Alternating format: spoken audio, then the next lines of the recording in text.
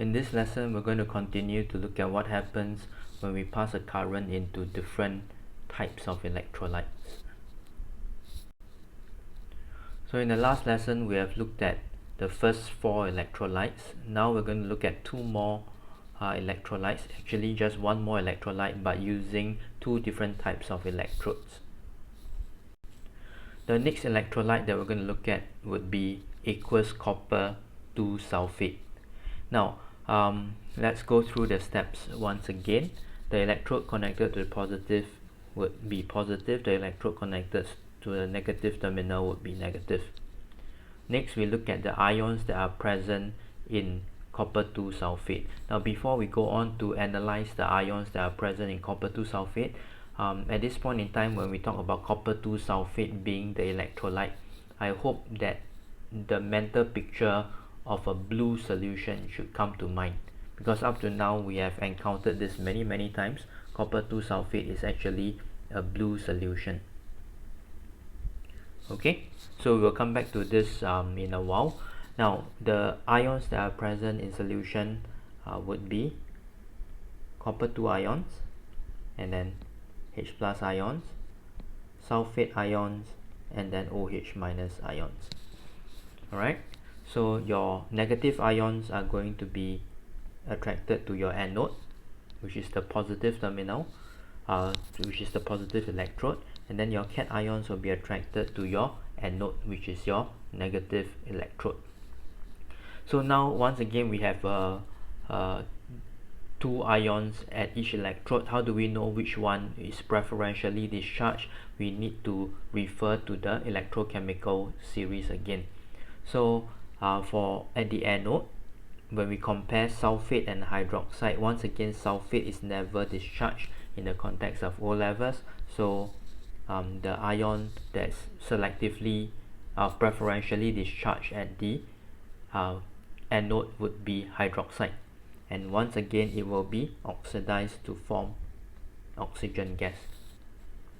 Now if we look at the ions at the cathode, we are looking at copper 2 ion and then hydrogen ions. If you refer to the electrochemical series, now there is a difference. Even though hydrogen is very low in the series, copper 2 ions are even lower in the series. So in this particular case, your copper 2 ions are going to be preferentially discharged. In this case, it's going to be reduced to form copper metal. Okay, by now if you still don't know how copper metal looks like, when freshly formed it's actually a pink solid, right? But after some time it will turn reddish brown. So we will actually accept both, regardless of whether you say a pink solid is formed or reddish brown solid is formed. So here we can see the 2 half equations for the reaction happening at the anode and the reaction happening at the cathode. At the anode, your hydroxide is again oxidized to oxygen gas, and then at your cathode, your copper 2 ions are then reduced to copper metal. Alright, for this particular example, we are not too concerned about the overall equation, so I'm not going to show that. But what is more important would be the observations that can be made in this particular scenario. So as mentioned, copper metal will be formed at the cathode. So if we look at the electrolytic cell again, what will happen is that you will start to see a pink metal being formed on your cathode. Alright, so that's one observation. Second observation, at the anode you will see bubbles, and the bubbles belong to oxygen gas. And then another key observation in this particular scenario is this. If you can recall, at the cathode, copper 2 ions are being reduced to form copper metal. So what happens is that the solution will be depleted of copper 2 ions, or rather the concentration of copper 2 ions will become lesser and lesser. And previously we talked about the blue color of the electrolyte or the copper 2 sulfate solution. the blue color of the copper 2 sulfate solution is due to the copper 2 ions. So when the copper 2 ions are used up, are being depleted, what happens to the color of the electrolyte is that it will fade into lighter blue and then ultimately colorless if you leave it for a long enough time. Alright, and then once again, if we analyze the ions that are not discharged, so we had Cu2 plus, H plus, sulfate, and OH minus. So the ions that are discharged would be Cu2 plus and OH minus, and the ions that remain in solution would be H plus and SO4 2 minus. So if you electrolyze aqueous copper 2 sulfate for a long enough time, you will find that the solution becomes acidic in nature. Now in this final example, we're going to look at an electrolytic cell that is slightly different from all the previous examples. Up till now, we have looked at electrolytic cells with inert electrodes, meaning the electrodes do not take part in the electrochemical reactions. However, there are some metals, when used as electrodes, they can actually take part in the reaction. So in this example, we're going to look at one. And electrodes that can take part in the reaction, we call them reactive electrodes. So in this example, we are going to look at the electrolysis of copper 2 sulfate solution, so same as before. And once again, the ions that are present would be SO4 2 minus and OH minus, and then over at the cathode would be Cu2 plus and H plus. Now the difference in this example is that the electrodes now are actually made of copper. Alright, so copper, instead of graphite or platinum, in this particular electrolytic cell, the electrodes are made of copper. And copper is a metal that can actually take part in a redox reaction when used in an electrolytic cell.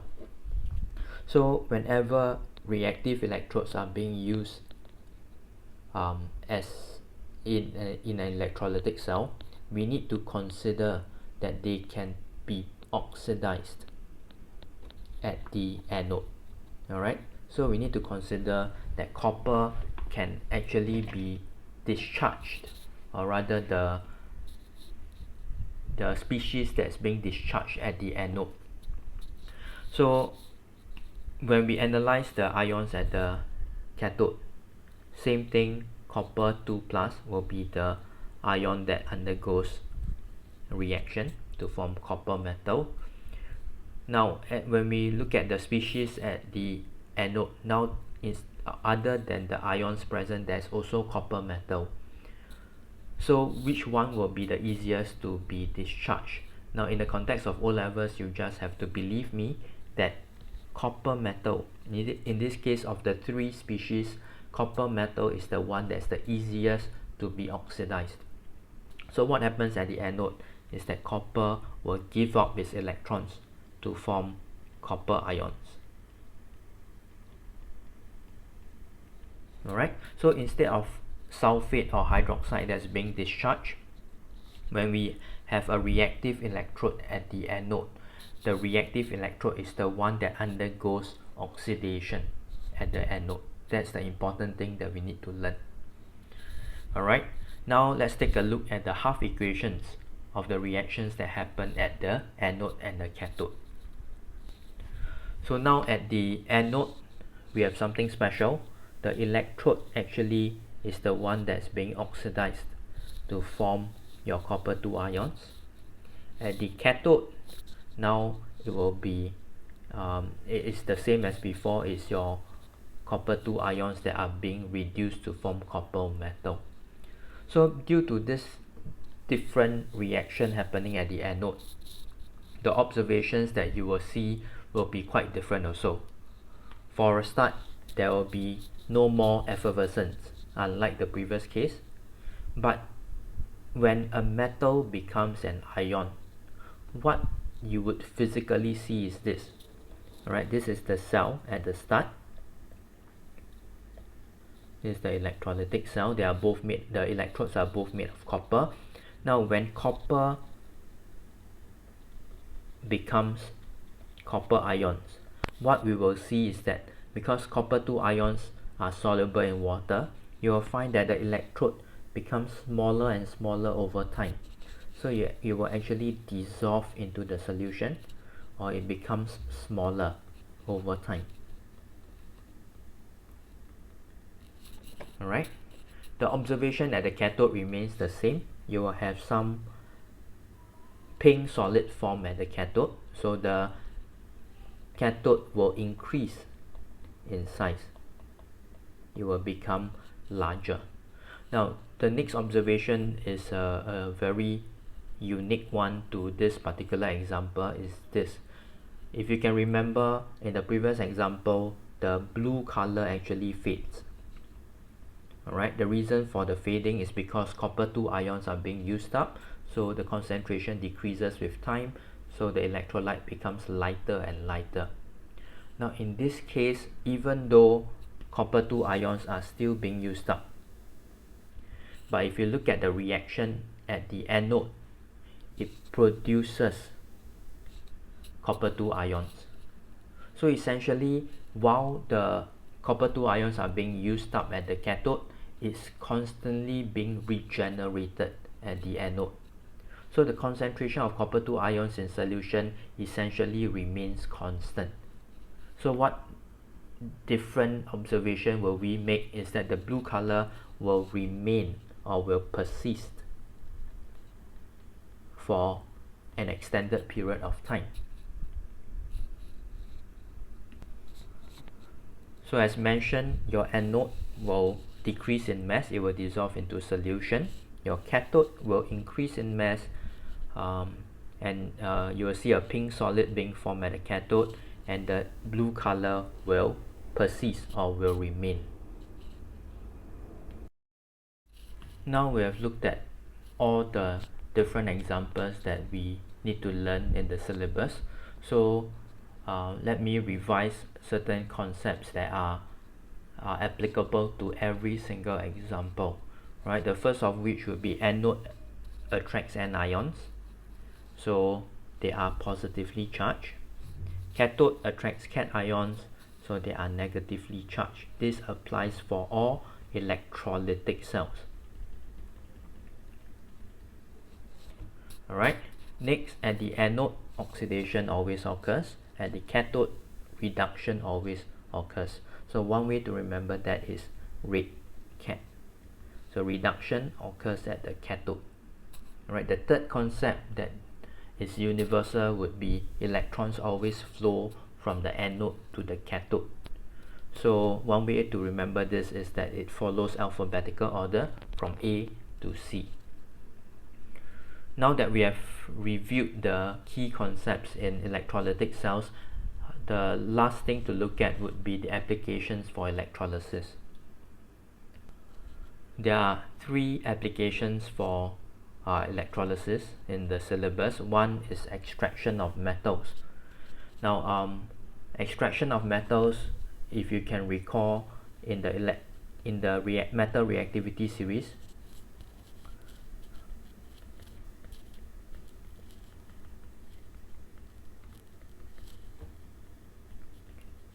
we have learned before the different methods for the extraction of the metals from their ores, and this is what we learned, that gold occurs uncombined, so there's no need to extract it from the ore. For metals found below carbon, we can actually extract it by heating or reacting the oxides with carbon.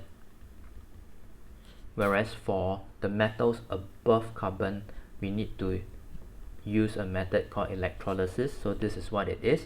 And what do we need to electrolyze? We need to electrolyze the molten salts. Okay, so the keyword here is molten. Now why is it that we need a molten salt? Why can't we use an aqueous salt? Is this. Now suppose we want to extract sodium. Alright, well, we want to extract sodium, so the salt that we can choose would be sodium chloride. Now if we were to electrolyze molten sodium chloride, if you can recall, the ions present in solution will be sodium ions, and since there's only sodium ions at the cathode, it will be reduced to form your metal. That is how it is being extracted. However, if we were to use the aqueous salt instead,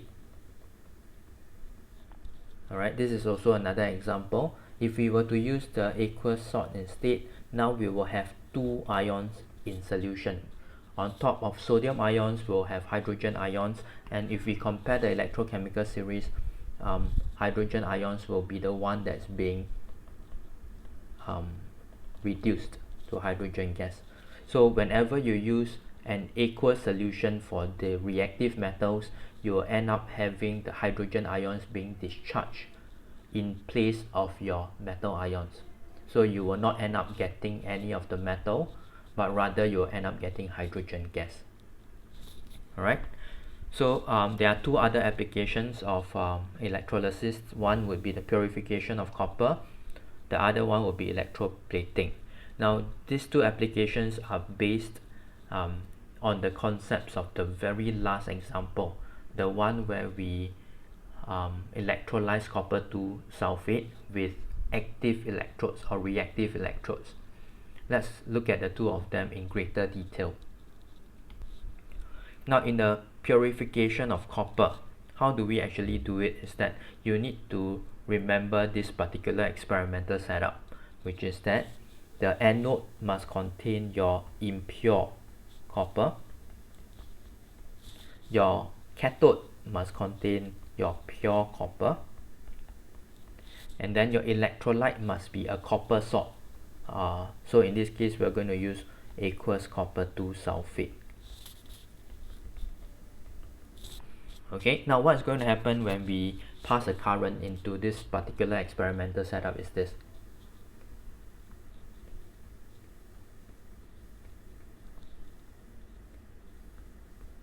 So at the anode, we have impure copper. So the copper over here contains certain impurities, which I'm going to represent as the blue dots over here. Alright, at the cathode, we have pure copper. And then in solution, we have copper 2 sulfate solution. Now what happens when you pass a current into this is that since we have copper at the anode, your copper is going to be oxidized into copper 2 plus. Alright, and then at the cathode, again based on the very last example, your copper 2 ions are going to be reduced on the copper metal. So what's going to happen is that the copper in your impure copper is going to dissolve into solution. So your anode is going to get smaller and smaller, and then after dissolving into solution, your copper 2 ions are going to be deposited on the cathode. So essentially the net reaction is this, is that the copper is being transferred from your impure copper to the pure copper. Then what happens to the impurities? The impurities simply fall down at the bottom of the electrolytic cell. The last application that we're going to look at would be electroplating. Now, where have we learned electroplating is in the prevention of rusting. If you can recall, we can actually coat a metal with a layer of a less reactive metal, and as a result it forms a protective barrier or protective layer to prevent iron from rusting. So this method is called electroplating. How do we carry out? Is this, again, there's a very specific experimental setup that you need to follow. Now the cathode must contain the object that you want to plate, to be plated. Alright, the anode must contain the metal to be plated on the object. Okay, and the electrolyte must be a salt containing the metal to be plated. So for example, let's say if I want to plate a cup with silver, so what I'm going to do is I will set up a cell. Now at the cathode, I'm going to put the cup. Right, so this is the cup, and then at the anode I'm going to put the metal that I want to plate on the cup. So in this case it will be silver, and then the electrolyte must contain a salt of the metal, so it must contain silver ions. So I can use, for example, aqueous silver nitrate. Alright, so in this particular example, let's analyze what happens. For one final time, the electrode connected to plus is plus, the electrode connected to minus is minus. Alright, so at the anode we are going to have the following anions. We have nitrate, we have hydroxide, but silver, like copper, is also a reactive electrode. Okay, so we need to consider silver being oxidized at the anode as well. And when we compare the three species present at the anode, again, whenever you have a reactive electrode at the anode, it will be the one that undergoes oxidation. So in this case, silver is going to be oxidized to silver ions.